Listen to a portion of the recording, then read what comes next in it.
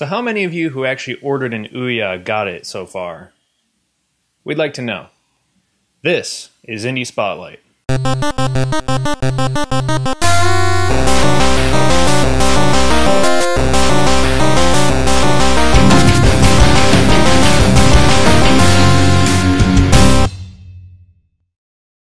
Welcome to Indie Spotlight, the show where we take indie video game news, trailers, and new releases, and we get them out there for you guys to check out. As always, this week we are starting with trailers, and the first trailer that we have for you is Gun Monkeys.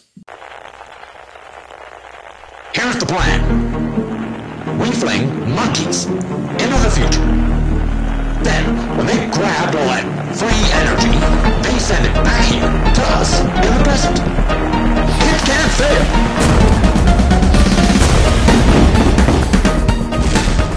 Gun Monkeys looks like it's going to be some kind of just outrageous deathmatch type game. I'm not sure if there's going to be a story or not, or if it's just purely multiplayer. From the way it looks like there could be some kind of a story because there are parts where the game slows down. So, I mean, that's hard to do with multiplayer. Obviously, I think Max Payne 3 did it.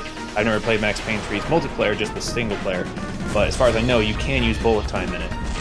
So who knows, they might be using the same kind of element, but as far as I'm concerned, it looks like there could be a single-player campaign for those who don't really want to do a whole lot of multiplayer, like me, and there's going to be a multiplayer component as well. Looks like it's going to be really crazy, lots of colorful environments and all this types of stuff, so looks very cool. I'm very excited to see how it turns out. Next trailer that we have for you isn't really a trailer, and I know we've done this before.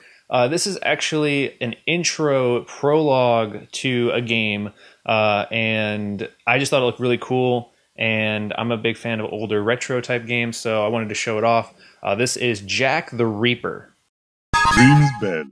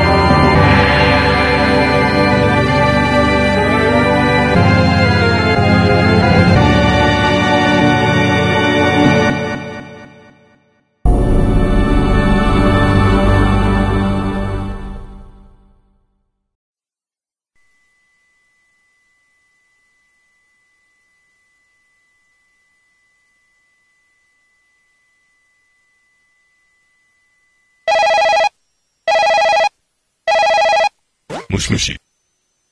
はい、神様。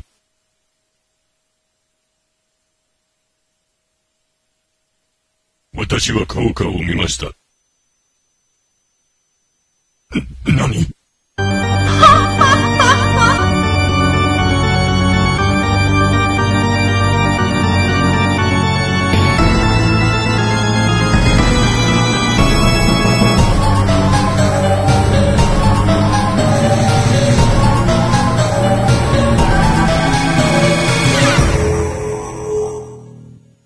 私はすぐに残しておきます。So Jack the Reaper looks like it's going to be some kind of a platformer game. You can actually go and take a look at their website right now and see some stuff. And there's actually a demo that you can download. Based purely on this intro sequence, it looks awesome. I love it. I think it looks absolutely amazing. I am so hyped and so pumped to try out just the demo. Support this one because this one looks like it's going to be really cool. Next trailer that we have for you is prototype look at the Stomping Land. The Stomping Land is a multiplayer survival game about dinosaurs. You are a hunter, and your primary source of food is dinosaur meat. This island is filled with small dinosaurs that you can hunt, but larger dinosaurs such as the Tyrannosaur are unaffected by your bow. Even though hunting down small dinosaurs is simple, the problem is that salvaging food takes time. And as soon as they smell blood, the carnivores will come running, robbing you of your primary need. So to solve this, you have a number of tools to help buy as much time as possible. With resources collected from the environment, you can plant spikes and rope trees to create traps. You can distract carnivores with flares to create distance, or lure opposing dinosaurs into each other to create a new food source, and build tools like the pole vault to help navigation. There are a ton of things that you can do on this island, and you do whatever you have to advance your gear and survive for as long as possible.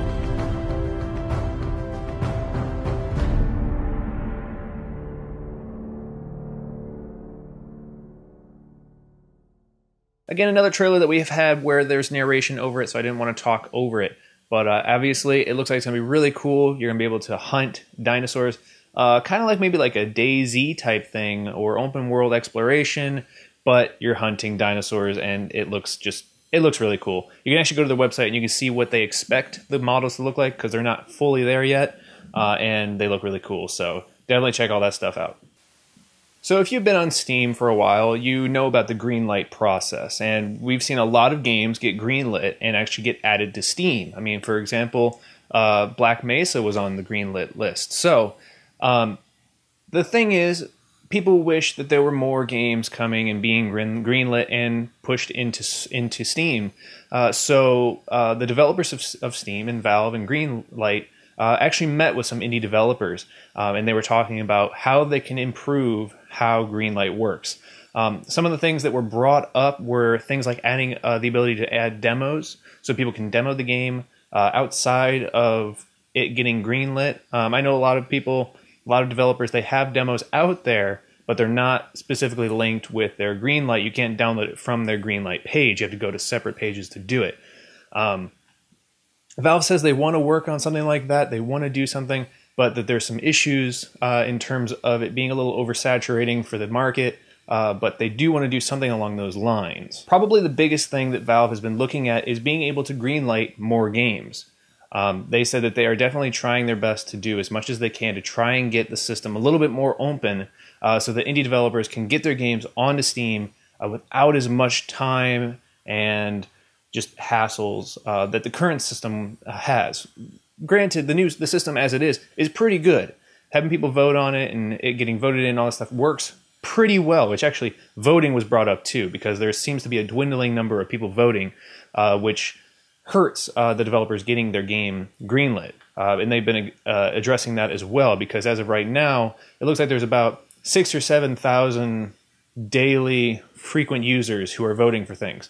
Whereas the number you need to get accepted into Greenlight is pretty steep. So they're trying to address that issue as well. So hopefully a lot of this talk will get a better Greenlight experience, more indie games onto Steam, and hopefully we can enjoy more games. So I asked at the beginning of the episode how many people have gotten their Ouya's, because apparently some people who were part of the Kickstarter haven't gotten them yet. But it looks like the people behind Ouya just got $15 million in order to keep working on the project, and that includes things like retail sales.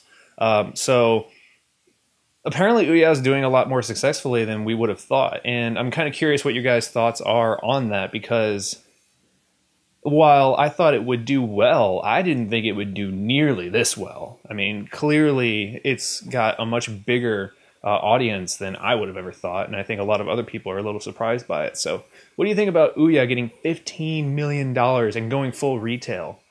Leave your comments in the section below.